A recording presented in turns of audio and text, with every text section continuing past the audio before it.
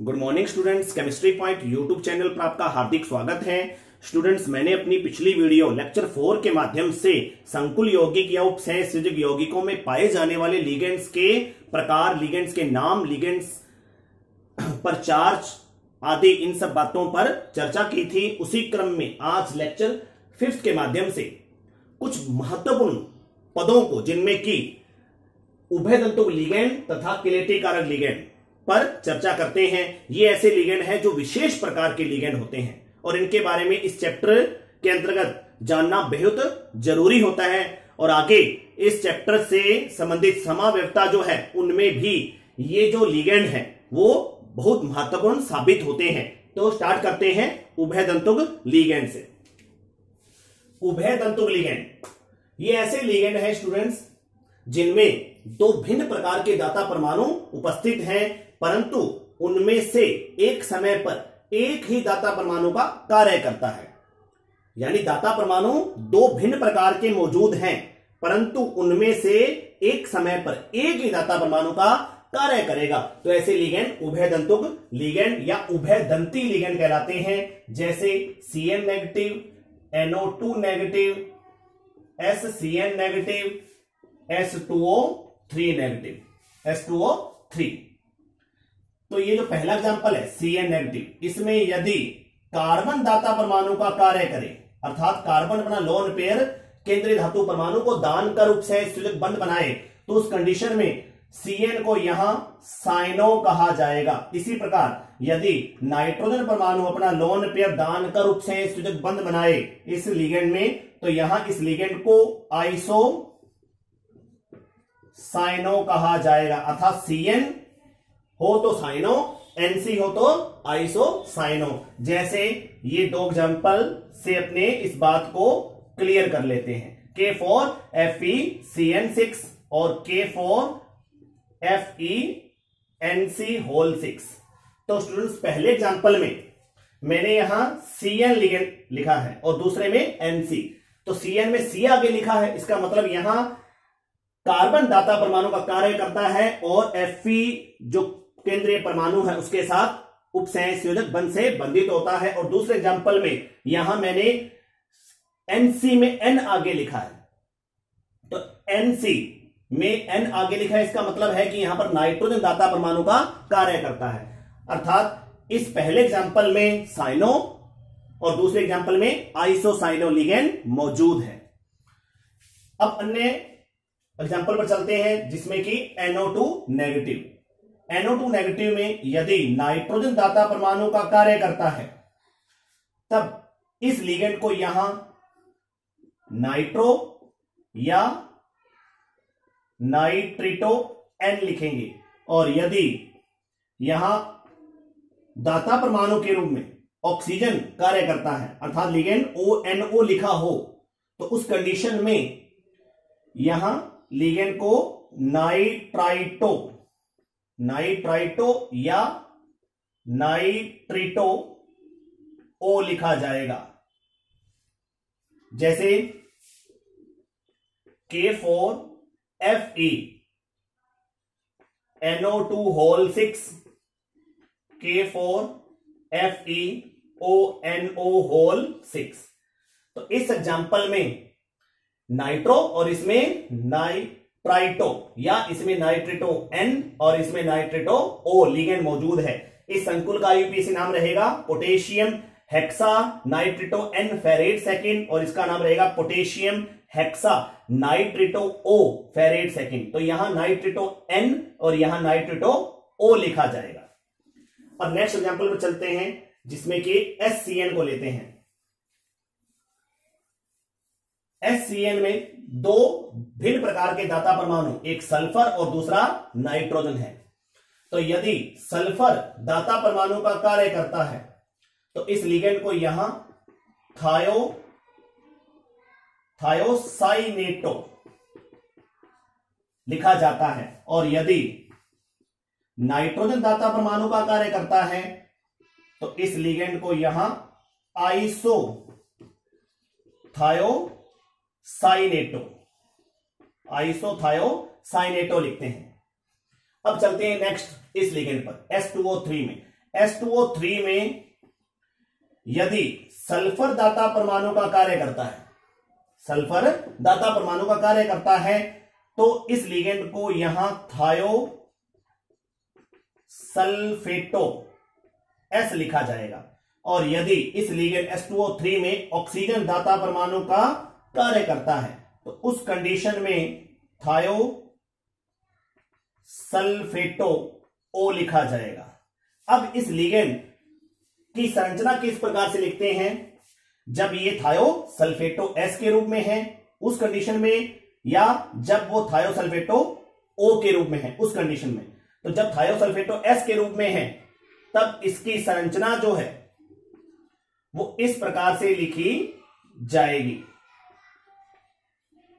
और जब ये थायोसल्फेटो ओ के रूप में है तब उस कंडीशन में इसकी जो संरचना है वो इस प्रकार से लिखते हैं।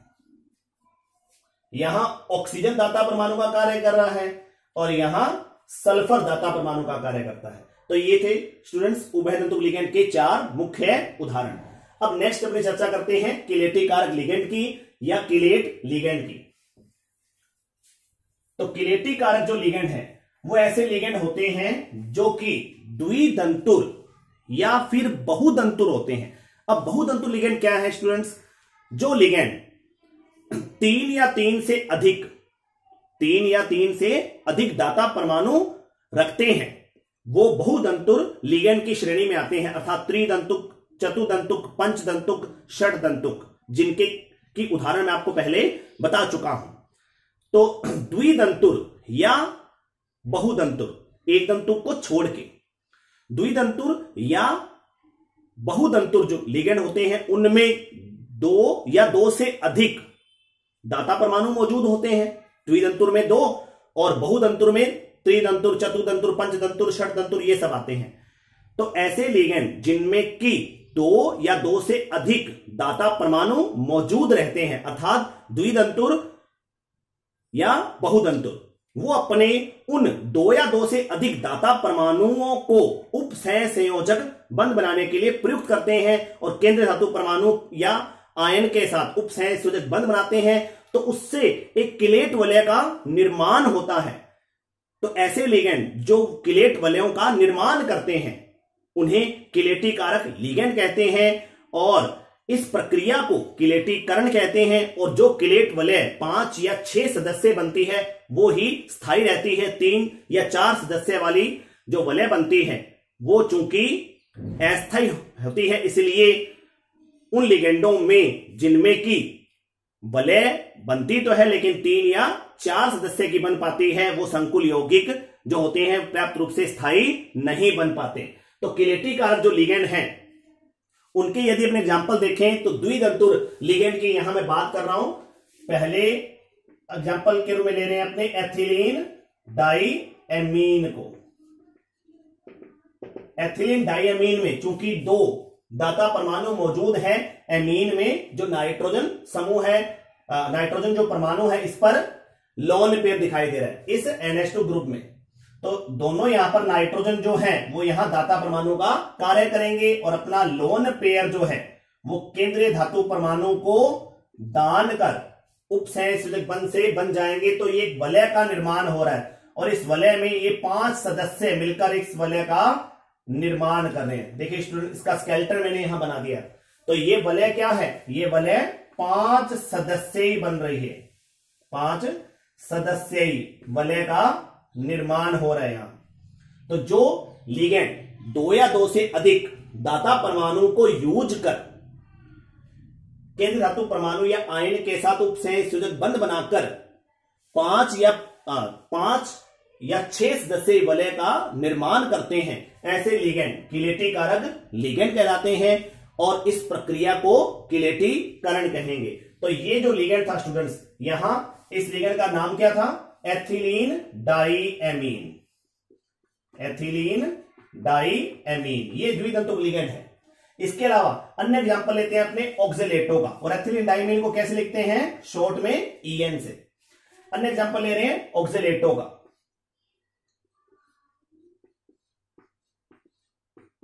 ये है ऑक्जेलेटो।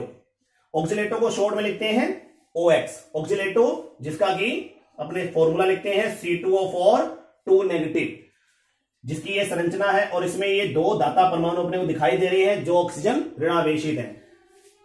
ये ऑक्सीजन परमाणु अपना लोन पेयर केंद्रीय धातु परमाणु या आयन को दान का रूप से संयोजक बंध बनाते हैं, तो इससे भी 5 सदस्यीय वलय का निर्माण होता है, जिसका स्केलेटन मैं आपके सामने यहां बना देता हूं। ये स्केलेटन बनता है स्टूडेंट 5 वलय सदस्य का, और ये वलय भी एक किलेट वलय है। इसके अलावा अन्य एग्जांपल पर चलते हैं। ग्लाइसिनेटो पर,